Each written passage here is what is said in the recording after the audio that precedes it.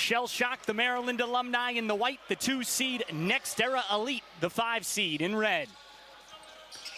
Year 2 for Shell Shock, year 3 for Next Era Elite. Morcell in traffic. LG Gill gets the start in the second half. He loses it. Diamond Stone, interestingly, on the bench, Joey. Interesting, yes, just based on his capabilities, but in this game, LG Gill has been so much more effective. Gilbert connects. And what a pleasant sign fresh into the second half for Ahmad Gilbert. And this Next Era Elite team has been so lethal in the second half, all TBT long. They really do their damage in the second 2 quarters. Green nails a step back. Really important look there for Shell Shock as well. Xavier Green doing a much better job of being aggressive, hunting his shot. Unlike in the first half where there was a little bit of hesitation, 0 hesitation there for number 23 in white. He's a returner with Shell Shock, who lost in the second round to Gutter Cats in 2023. This is the Region Championship, round 3. Dingle hesitated. Massey. Morcell, former Big Ten Defensive Player of the Year. Green again.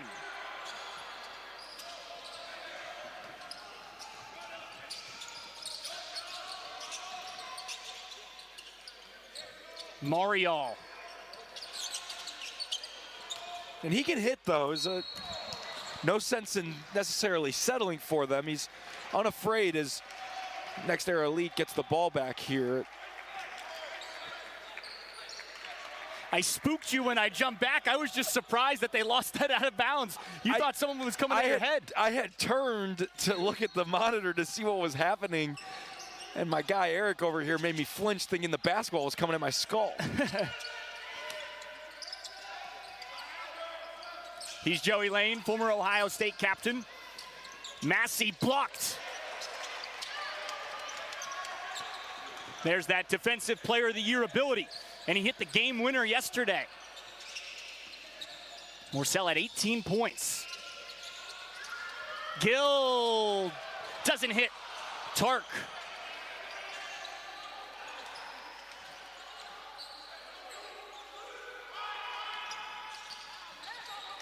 March, who plays in the CBA. Morcell, tons of contact. There's the foul. And it looks like they're going to get on the pass there as Daryl Morcell pleads his case. It was a great pass nonetheless through the contact, and Shell Shock will take it underneath. What I like so far out of Shell Shock in this half, and it really has to do with the fact that there's no Diamond Stone on the court. It's no knock to him, but the ball movement and the player movement and the quality of shot has just increased to a different level for Shell Shock so far early on. Gill is his replacement in large part. He bobbles here. Scrap for it. $1 million loose ball. Jump ball, possession arrow, Next Era Elite. And LG Gill does a great job of playing off others and being in the right place at the right time. One of those guys that you don't necessarily draw plays up for, yet still finds great ways to impact the game. And maybe that's not his game right there, where he's able to face up and quote-unquote go to work. He gets his buckets off of offensive rebounds and running in transition, and not something that Maryland alums are necessarily looking to do on offense. Dingle doesn't drop. Gilbert puts it home.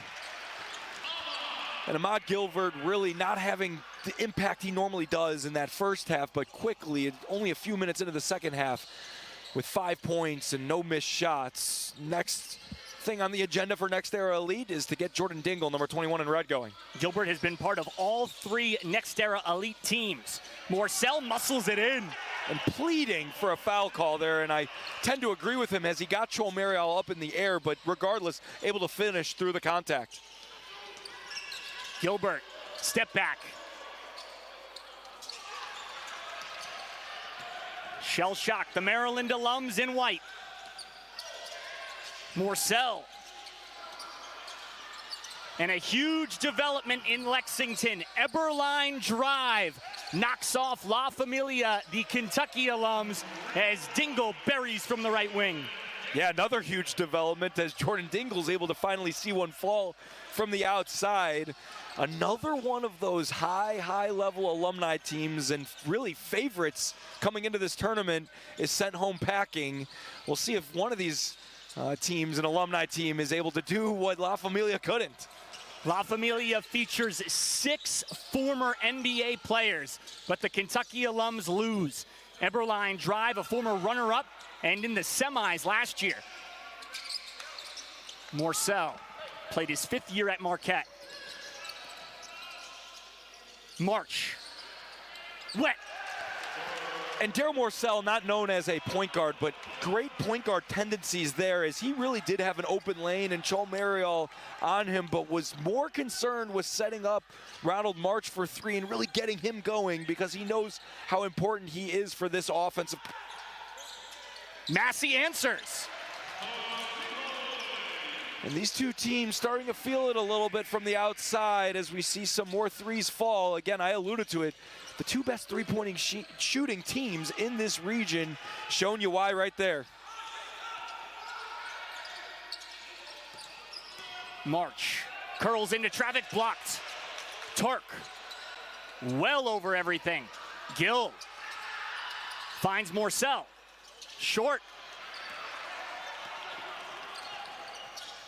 Dingle, he's heating up just like you called for, Joey. And there's the Jordan Dingle that we've seen in the first few games of the tournament. So dangerous in transition, and when he gets hot, you know, over 20 points a game, plenty of times, plenty of years in his illustrious college career. When he gets hot in a hurry. Tark, too easy. Another great look there from Daryl Morcell, who, aside from the first game in this tournament, the second one, 8 assists, has really taken on this point guard position where Maryland lacking without Melo Trimble, without Eric Ayala, Daryl Morcell having to do a lot more of the ball handling than expected. Both those guys battling knee injuries, but they have not been ruled out for the entire tournament. Advance, and they'll likely rejoin. It's the James Madison Region Championship in the $1 million winner-take-all, the basketball tournament.